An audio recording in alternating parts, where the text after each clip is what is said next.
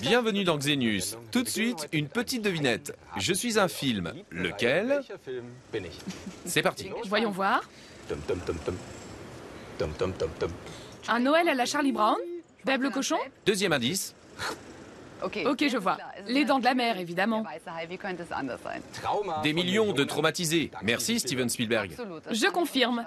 La tâche qui nous attend aujourd'hui n'est donc pas facile. On va tenter de vous prouver que le requin n'est pas un tueur sanguinaire, mais au contraire, un des fleurons de l'évolution, de surcroît menacé d'extinction. Et grâce à qui? À nous, bien sûr. Ces 6 dernières années ont vu la disparition d'une grande partie des requins. Pourquoi? Parce que chaque jour, pas moins d'1 demi-million d'entre eux sont massacrés. Un chiffre hallucinant. Au programme pour Gunnar et moi, une sortie en bateau sur l'océan Indien autour de l'île de la Réunion à la recherche de requins. Nous serons accompagnés de 2 chercheurs. Ils vont nous dire si on peut encore sauver le requin et comment.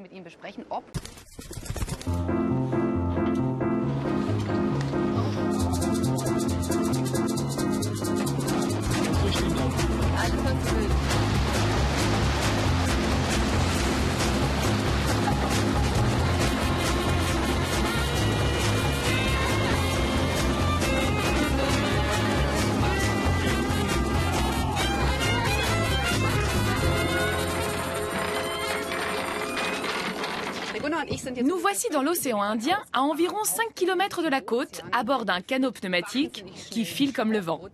À nos côtés, Fanch et Jerry, qui connaissent la mer comme leur poche. Ils savent tout faire, naviguer, plonger, surfer, et ce sont des spécialistes des requins. Pourquoi les requins? Pourquoi pas un animal plus mignon comme les tortues par exemple?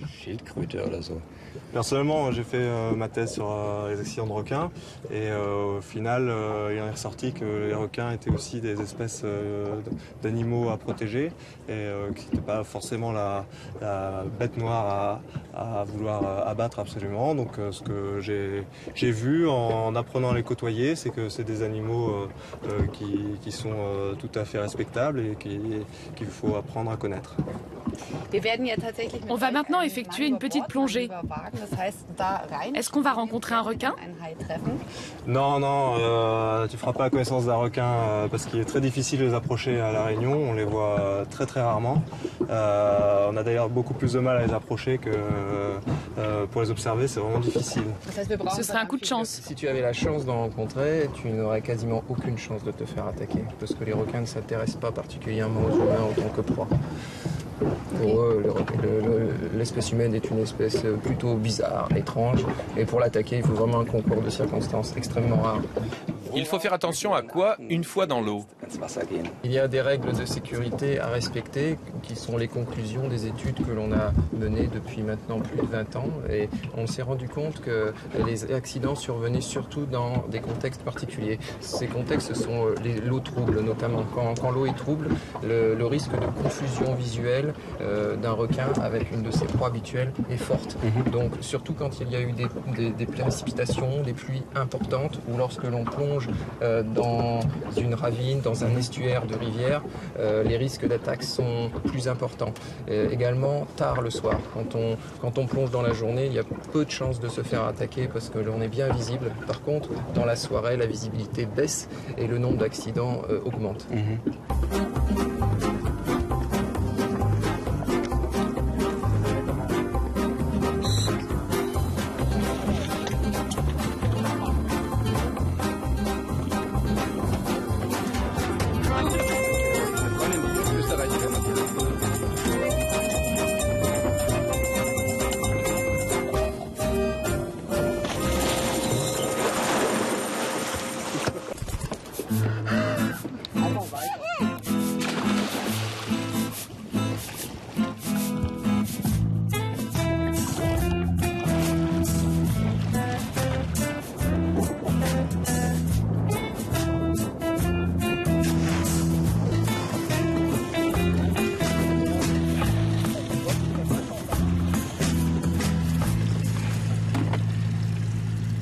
Vous voyez ce visage rayonnant? C'est celui de quelqu'un qui émerge tout juste de sa baignade dans l'océan Indien. Caro et moi, on a barboté autour du bateau. Par contre, à part beaucoup de bleu, je n'ai pas vu grand-chose. Et toi?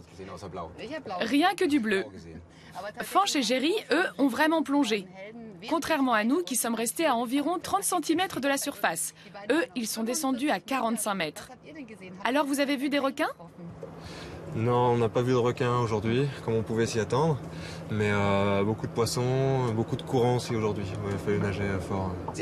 Vous avez mis en place un projet visant à améliorer l'image des requins et surtout la compréhension de leur comportement. Comment ça marche?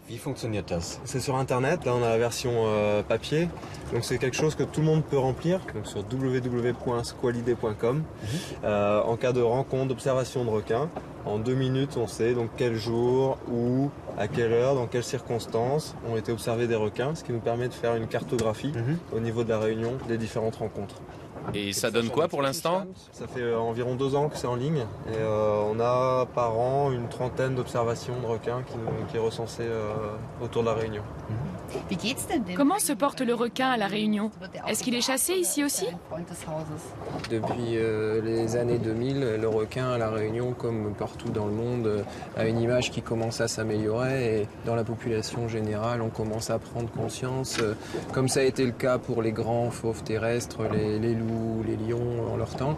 Les gens prennent conscience maintenant que les requins ont un rôle à jouer, ils sont absolument indispensables à l'équilibre de l'écosystème et il faut les préserver. Merci beaucoup pour cette petite excursion.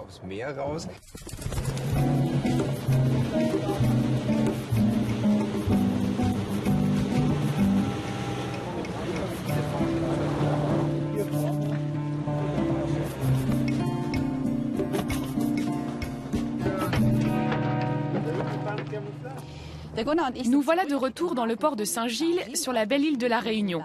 Maintenant, à nous de plaider en faveur du requin. Vous l'avez compris, il ne représente pas un grand danger pour l'homme.